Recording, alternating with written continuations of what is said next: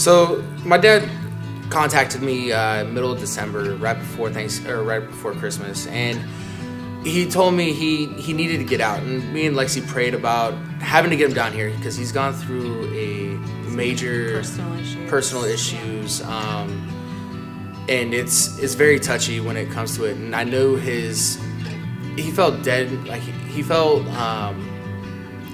his faith was dead up there, and we felt the same thing, that he needed to get out and get a fresh start in faith, let Christ show and provide for him. So we decided, I kept telling Lexie we need to get him down here, one way or another. We need to get him down here, and he actually ended up falling down a flight of stairs on ice, and he actually compressed fractured his 3 vertebrae in his upper back, and then he tore a ligament from his shoulder blade all the way over. So he was out of work, he had no money, and he couldn't really help us. So we decided just to go and get him down here, and we prayed about it, and I got the answer: get him down here one way or another. So we bought a one-way ticket, and it caused some issues, but we knew God was going to provide. Got him a ticket here. Then we went to the Supernatural with John Smithwick, and he ended up saying a prayer of healing, and it was an amazing sight because there was over 33 people who got healed that night. So not just my dad, but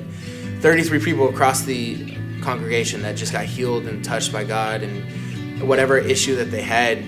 I mean, I remember looking over, and my dad had his arm, and he was moving it around like this. He was just moving it, and then all of a sudden he just shot it straight up in the air with no hesitation, no discomfort. So I knew he'd been touched by God, and now he's actually in the process of trying to move down here permanently because he loves this church so much.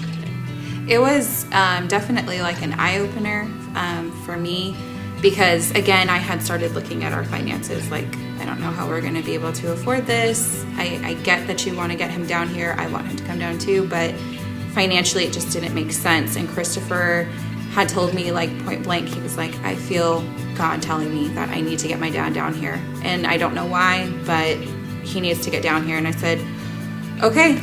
And so like 4 days before he flew out, we bought his ticket. So that's how last minute it was. And we were at that point, we were just trusting God that he was just going to, see us through that financial situation, that struggle that we would possibly be going through. And I mean, he's done that and so much more. I mean, from the spiritual healing that my father-in-law had, to the physical healing, to last week, we paid for his return flight home too. Yep. And I was like, okay, well, our finances are really, really tight. I mean, we had like less than $50, I think, in our account. And Sunday after church, we drove home and he checked the mail, and we had a check in there because we had overpaid for our taxes on our home, and it was like over $1,000. And I was like, that is God right there. And he looked at me and he was like, I told you.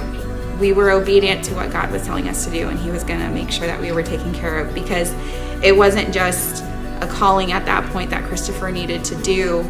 It was the action behind it. He followed through with what God was telling him to do, and it was just incredible.